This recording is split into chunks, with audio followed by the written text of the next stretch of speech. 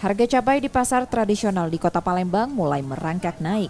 Saat ini harga cabai merah menembus Rp44.000 per kilogram dari Rp28.000 per kilogramnya.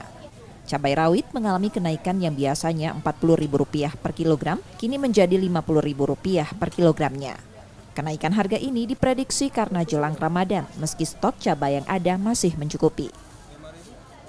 Cabai merah hari 44.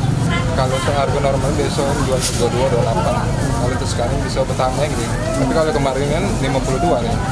Kurang 50 segini. Biasanya standar kan 40, 48 kayak gitu. Ya untuk mendekatin bulan puasa kayak gini dia naik gitu, biasanya. Meski harga naik, jumlah pembeli tetap tinggi. Nur Muhammad, Kompas TV, Palembang, Sumatera Selatan.